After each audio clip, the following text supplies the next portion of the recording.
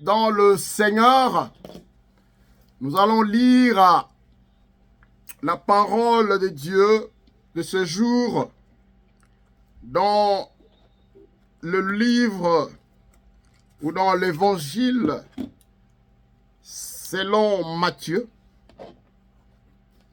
Matthieu chapitre 14 du 13e au 21e verset. Matthieu chapitre 14 du 13e au 21e verset. Nous lisons. À cette nouvelle, Jésus partit de là dans une barque pour se retirer à l'écart dans un lieu désert. Et la foule l'ayant su, sortit des villes et les suivit à pied. Quand il sortit de la barque, il vit une grande foule et fut ému de compassion pour elle. Et il guérit les malades. Le soir étant venu, les disciples s'approchèrent de lui et dirent: ce lieu est désert et l'heure est déjà avancée. Renvoie la foule afin qu'elle aille dans le village pour s'acheter des vivres. Jésus leur répondit: ils n'ont pas besoin de s'en aller. Donnez-leur vous-même à manger. Mais ils lui dirent: nous n'avons ici que 5 pains et 2 poissons. Et il dit: apportez-les-moi.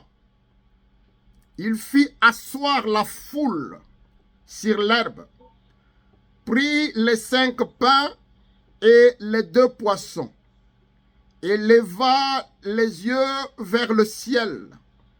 Il rendit grâce, puis il rompit le pain et les donna aux disciples qui les distribuèrent à la foule.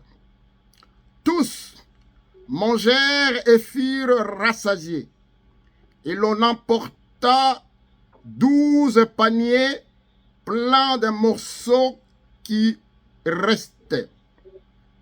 Ceux qui avaient mangé étaient environ 5000 hommes, sans les femmes et les enfants. Bien-aimés dans le Seigneur, comme nous savons ces derniers temps ou ce mois, nous avons notre grand thème qui est Dieu les bénit. En leur disant: soyez féconds et multipliez-vous. C'est le grand thème de marathon de prière pour tout ce mois de décembre.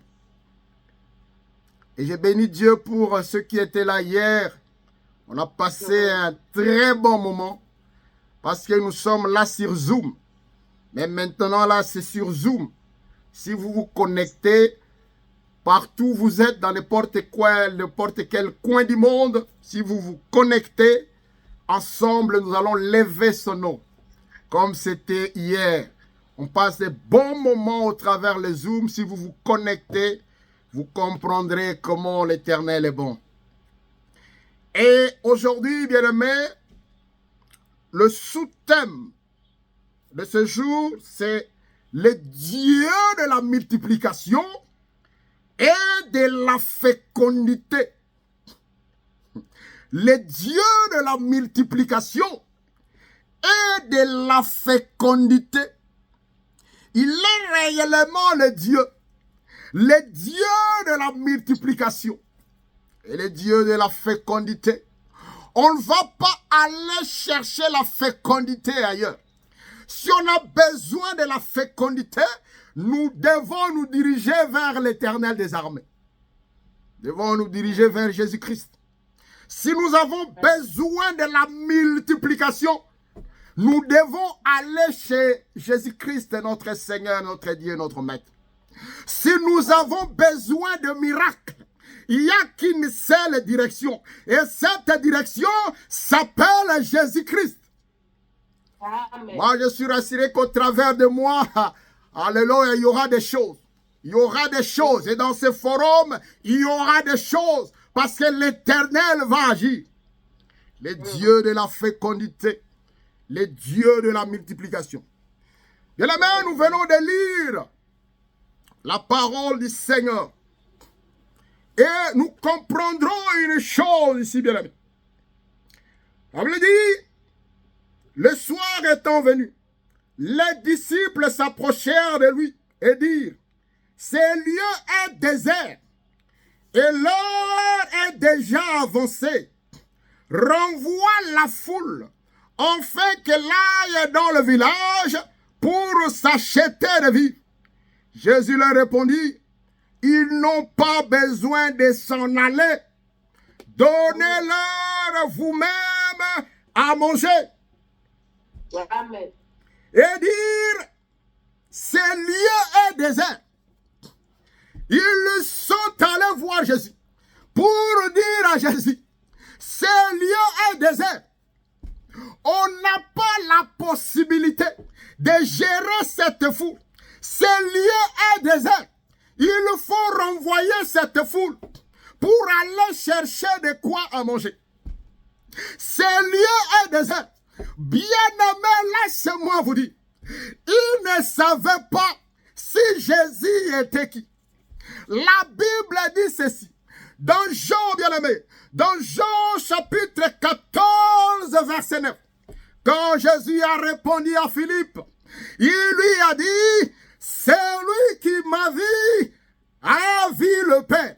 Jésus-Christ représentait Dieu le Père. Il représentait Dieu le Père. Mais là, ils ont ignoré. Et ils ont oublié. C'est le Père là. C'est le Père là qui avait nourri leur Père dans le désert pendant 40 ans. Pendant 40 ans, c'est le Père là qui était avec eux. C'est le même Père qui avait nourri le peuple d'Israël pendant 40 ans dans le désert. Et c'est le même Dieu là qui est avec eux dans le désert. Mais eux, ils ont oublié. Et ils ont oublié. Ils n'ont pas su. Ils ne pouvaient pas reconnaître que celui qui avait nourri pendant 40 ans le peuple d'Israël dans le désert, c'est le même Dieu qui était avec eux. Et alors que la situation était dans le désert, la situation était dans le désert, nous n'avons pas un Dieu qui se contredit. Nous avons le même Dieu. Celui qui a agi à cette époque-là, c'est celui qui était avec les disciples. Il était avec les disciples. Amen. Comment ce Dieu peut changer? Comment ce Dieu peut changer? Bien-aimés, ils ont oublié une chose. Ils ont oublié quand ils sont allés. Ils ont dit qu'ici c'est le désert. Nous ne savons pas le prendre en charge. Parce que ici c'est le désert. Comment nous pouvons faire quelque chose? Pour eux, le désert, il n'y a pas la vie. Mais il y a quelqu'un qui s'est transformé le désert à une maison de fertilité, à un champ de fertilité. Il s'appelle Jésus-Christ. Chez lui, le désert n'existe pas. C'est dans le désert qu'il a nourri son peuple. C'est dans le désert que la manne était tombée du ciel.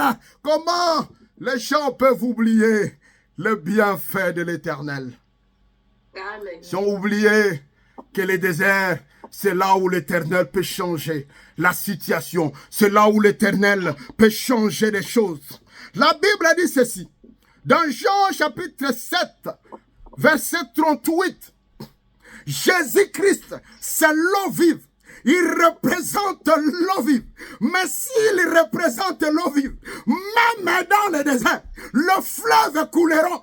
Même dans le désert, l'eau viendra d'en haut. Et l'eau représente Jésus-Christ. Et là, ça va arroser le désert. Là où tu vois que c'est le désert, l'Éternel est capable d'arroser le désert et transformer le désert en lieu de fertilité, au lieu de la surabondance de sa part. Éternel Dieu de gloire, le Dieu merveilleux. Mais comment ne pas comprendre? Et là, vous allez comprendre que les disciples ne comprenaient rien. Ils ne comprenaient rien. Pour eux, il est noir. Pour eux, c'est le désert, mais ils ont oublié le bienfait de l'Éternel. Ils ont oublié le bienfait de l'Éternel. Bien-aimés dans le Seigneur, il y a quelque chose que nous pouvons comprendre. Des fois, nous disons, ça, ce n'est pas la saison de ça. Je me rappelle une fois au village. J'ai pris le maïs. Je voudrais aller semer un peu le maïs. Mais les gens ont commencé à se moquer de moi. En disant, oh, ça, ce n'est pas la saison de maïs. Si tu te permets de semer ou de planter, tu n'auras absolument rien. Parce que ce n'est pas la saison de maïs. Tu vas perdre tout. Et tu n'auras absolument rien. Mais bien aimé, ça c'est la saison des hommes. Mais si tu regardes Jésus-Christ, lui-même représente la saison. Parce que son nom s'appelle la saison. Peu importe le temps, peu importe la circonstance, Jésus-Christ c'est la saison. Quand tu te le regardes, lui ne sait pas que ça ce n'est pas une saison. Il va te donner selon la surabondance du royaume. Parce que chez lui, il n'y a pas de quelque chose qui peut refléter la stérilité. Il est le Dieu de la fécondité. Là où le monde appelle la stérilité, il transforme ça en fécondité. Lui-même s'appelle la saison. La saison s'appelle Jésus-Christ. Quand il y avait un homme qui attendait quand les anges viendront se plonger, ils attendaient la saison. Mais quand Jésus est arrivé, on a oublié que les anges devraient descendre dans la piscine. Parce que Jésus-Christ il représente lui-même la saison. C'est lui qui sait transformer les choses. Il s'appelle Jésus-Christ. Amen. Quand tu te bats, la stérilité, quoi que ce soit, le désert peut représenter des circonstances, des problèmes, de maladies. Tu as essayé, ça ne marche pas, mais toujours là dans le désert, Jésus va créer un miracle. Dans ce désert-là, il y aura un miracle. Dans ce désert-là, quelque chose d'autre va naître. Dans ce désert-là, la stérilité va fuir. Parce que l'Éternel, le Dieu de gloire, Jésus-Christ va agir. Notre Seigneur, notre Dieu, notre Maître. Il y a 2 jours, j'ai rencontré un ami américain qui me dit, je te vois plus avec les insignes de Jésus-Christ, des fois le polo, le chapeau, mais je veux partager quelque chose avec toi. J'ai dit, qu'est-ce que tu veux me dire? Il dit, tu me vois aujourd'hui, peut-être que tu ne me verras plus. Pour moi, la véritable solution que j'ai, c'est de me suicider tellement que j'ai des problèmes au-delà de moi. Je veux seulement entrer dans ma chambre et me suicider. Peut-être c'est le dernier jour que tu m'as vu parce que je ne saurais pas gérer tous ces problèmes. Ici aux États-Unis, un blanc qui me voit, un blanc qui me parle, il dit la solution pour le moment, c'est de me suicider ou de me tirer la balle là-dessus parce que je n'en peux plus. Quand j'ai regardé, je dis, mais ça, c'est le désert. Ça, c'est le désert. Je dis, viens, bien-aimé, viens. Si le monde ne saura pas donner la solution, mais il y a quelqu'un qui sait te visiter dans le désert que tu as. Il y a quelqu'un qui peut te visiter.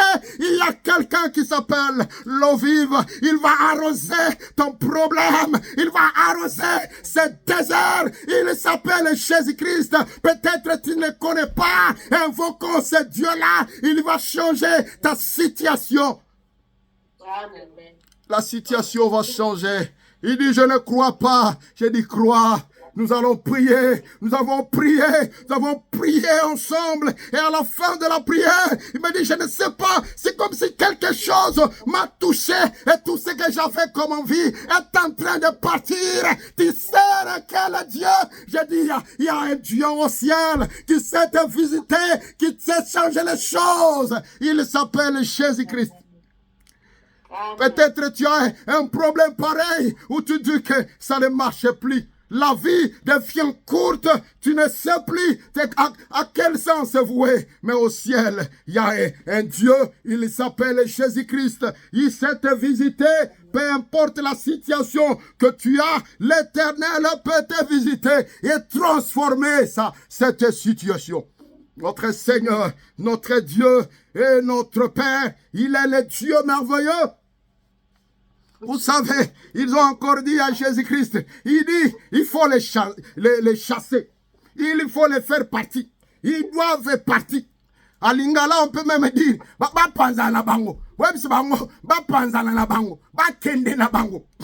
il faut les laisser partir. Parce qu'ici, regarde même l'heure. L'heure est déjà avancée. Mais ils ont oublié une chose. Quand ils parlaient que l'heure est déjà avancée, ils ont oublié une chose. Celui-là représente Dieu le Père. Jésus-Christ, c'est Dieu le Père. Mais celui-là, par la prière de Josué, avait arrêté le soleil. Alléluia, alléluia, alléluia, alléluia, alléluia. C'est ce Dieu qui avait arrêté le soleil. Et viennent avec peur, avec crainte, que ça ne va pas. L'heure est déjà avancée. Mais il y a quelqu'un qui sait arrêter le jour. Peu importe la situation que tu traverses, il y a celui qui sait arrêter le jour.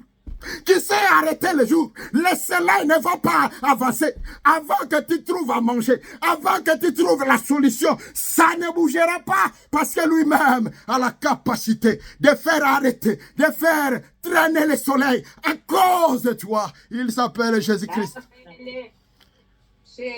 J'en sais trop pour beaucoup de choses.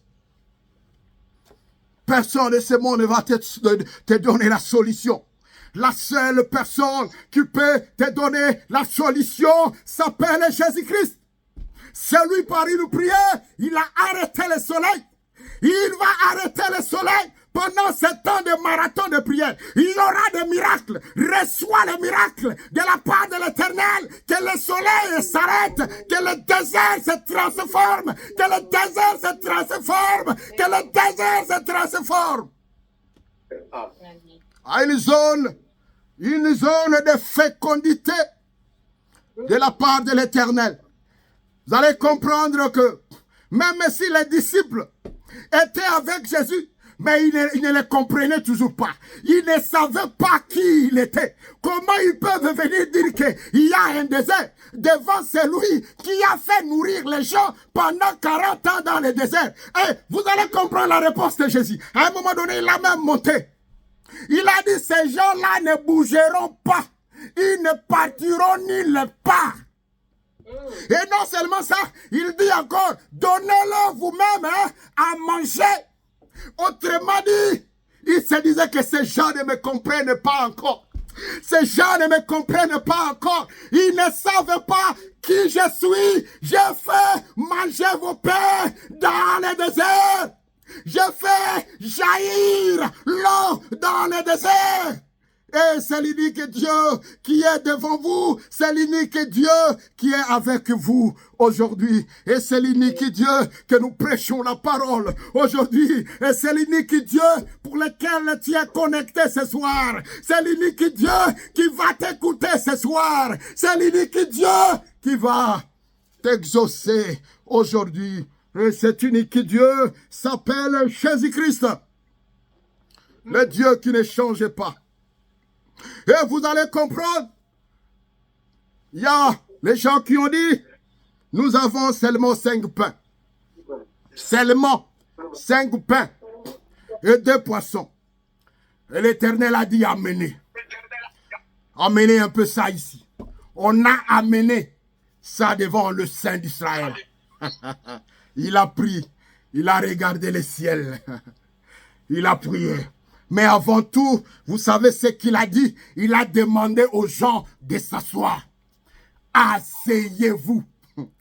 Asseyez-vous. Chill out. Calm down. Stand. Asseyez-vous. Soyez calme. Soyez calme parce qu'un miracle va se produire. Soyez calme parce que Dieu va vous visiter. Soyez calme parce que Jésus va vous visiter. Il a demandé aux gens de se mettre calme, de s'asseoir. Il dit, asseyez-vous. Mais pourquoi? Bien-aimé, des fois tu es dans la paix, des fois tu dis, papa, ici, vraiment, maman, j'ai essayé, je crois que c'est déjà fini. Mais l'Éternel te dit ceci, cool down, chill out, soyez calme. Ne vous énervez pas, n'abandonnez pas ce Dieu, soyez là, asseyez-vous, parce que dans les minutes qui suivent, dans les secondes qui vont suivre, il y aura un miracle. Et un miracle qui va s'opérer dans ta vie. L'Éternel va te visiter au travers de ce marathon de prière. Chill out, parce que l'Éternel va te visiter. Jésus va te visiter. La situation va changer. La situation va évoluer. Dans n'importe quel domaine. Là, je viens de vous dire, j'ai rencontré un ami, un Américain. Peut-être il est stable financièrement. Bien aimé, ça ne suffit pas. Il n'y a que Dieu, il n'y a que Jésus-Christ qui donne la stabilité. Peut-être si financièrement tu es stable, mais il y a un autre problème là qui t'empêche de dormir, Mais le ciel voit ce désert-là, et quand il entre, il arrose. Quand il entre dans ta vie, il arrose. Nous avons prié et quelqu'un est sorti avec la paix. Nous servons un Dieu vivant, le Dieu de merveille, le Dieu de grandes choses. Et il a prié. Il a rompu le pain, il a commencé à donner. Les gens ont mangé, ils ont mangé. Quand on a récolté encore 12 paniers. Et 5000 hommes ont mangé. On parle de 5000 hommes, sans compter les femmes, sans compter les enfants. Autrement dit, peut-être c'était 20 000, c'était 15 000. L'Éternel les a nourris. Avec seulement le peu là. Et il l'a multiplié. Nous servons le Dieu de la multiplication. Bien-aimé, raison pour laquelle nous avons commencé ce marathon avec quelque chose. Avec l'offrande. On a amené l'offrande devant Dieu. Et l'Éternel va nous multiplier. Nous serons multipliés, bien-aimés. Ce n'est pas en vain. Nous serons multipliés. L'Éternel va multiplier. Il y aura la multiplication, bien-aimé. Et devant Dieu, il ne faut pas être comme ça. Je n'ai rien. Tu rappelles à l'Éternel. J'ai donné ceci pour ta gloire. J'ai donné ça. J'ai scellé ceci pour ta gloire. Et tu peux dire, je ne suis pas membre du, j'ai mon diplôme. Le diplôme est là qui donne là, le lit là, depuis 100 ans, depuis je ne sais pas, depuis que tu as fini. L'Éternel peut transformer ça en bon job. Parce qu'il est le Dieu de gloire. Il est le Dieu puissant. Il est le Dieu sans pareil. Il peut transformer tout, bien-aimé. Tu as quoi devant Dieu? Ne dis pas que je n'ai rien. Il faut avoir quelque chose. Il y avait le poisson là-bas. Il y avait le petit pain là-bas. L'Éternel l'a multiplié. Il l'a multiplié, bien-aimé. Quand tu scelles, tu ne scelles pas pour quelqu'un, mais pour toi, ton engagement entre toi et ton Seigneur. Tu lui dis ce que tu as. Il a dit à Gédéon, tu as quelque chose, tu as la force, va avec ce que tu as. Et il a gagné les grandes batailles. Il a gagné les grandes batailles. Et pendant ce temps, il n'avait même pas une arme. Mais il a gagné les grandes batailles. Bien-aimé dans le Seigneur, présente ce que tu as à l'Éternel. Même la foi que tu as pour avoir quelque chose, l'Éternel peut multiplier ça. Parce qu'il est le Dieu de la multiplication. La maladie, bien-aimé, c'est le désert. Mais quand il rencontre l'Éternel, il s'est arrosé en donnant la guérison. La guérison miracle. Ne sois jamais réduit devant l'Éternel. Il va changer, il va transformer, il va multiplier ce que tu as. Vous savez, même Moïse, on est allé le prendre là-bas. Si vous lisez Exode chapitre 4, vous lisez le verset 2, vous allez comprendre, on est allé le prendre très loin là-bas. Et il avait quoi entre ses mains? Il avait quelque chose. Il avait un bâton. Et au verset 17, la Bible dit, ce bâton-là, tu feras de miracles avec ce bâton. Tu feras le miracle avec ce bâton. Tu ne changeras pas de choses. Tu ne changeras rien, bien-aimé. C'est la manière que tu es là. C'est que tu es là. L'Éternel avec toi. Les choses nouvelles vont naître. Les choses nouvelles vont naître. Les choses nouvelles vont naître dans ta vie. Amen. Il avait quoi? Il avait la verge. Il avait la verge. Et ce bâton-là, c'était le bâton de multiplication. La Bible dit, avec ce bâton, il y aura des miracles. Il y aura des signes. Qu'est-ce que tu as? Le cerveau que tu as, ce n'est pas pour chaque jour dormir à la maison sans rien faire. L'Éternel va changer, va transformer ta vie. Pour terminer, bien-aimés, nous lisons Exode, chapitre 23, verset 26. La Bible dit, il n'y aura dans ton pays ni femme qui avorte, ni femme stérile, ni femme qui avorte, ni femme stérile.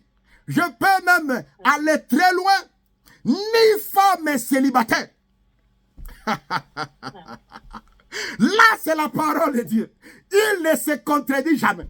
On peut avoir une stérilité, mais pendant un temps. Parce que Dieu ne peut pas se contredire. Il ne va pas se contredire pour ta vie. Il ne va pas se contredire pour ce que toi tu es en train de vivre. Si tu es dans des situations, laisse-moi te dire, si tu as avorté une fois, laisse-moi te dire, il dit, ça ne vient pas de lui. Parce qu'il est en train de le dire. Ni femme va avorter dans le pays que tu vas te trouver, ni une femme stérile. Laisse-moi te dire, le Dieu de la fécondité, il va te visiter. Il va te visiter. Il va transformer les choses.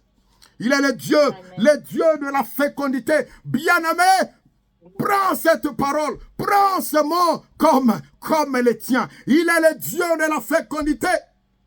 Il y a des gens que nous savons, ils ont passé un moment de fécondité, mais après ça a changé. Après ça a changé. Que l'Éternel vous visite, qu'il transforme vos vies. Parce que vous allez comprendre, il y aura dans ton pays, dans ta ville, dans ta maison, ni une femme célibataire. Parce que quand on voit une femme, la femme représente une côte. Et quand la femme représente une côte, c'est-à-dire elle est tirée de quelque part. Elle est tirée de quelque part, bien-aimé. Ce n'est pas à toi de dire, oh, mon fiancé fait ceci, mon mari fait ceci, je ne sais pas, cet homme a fait ceci. Rentre chez Dieu. Il connaît là où la côte est tirée. Va chez l'Éternel des armées. Ne regarde pas les hommes, mais regarde celui qui a créé les hommes.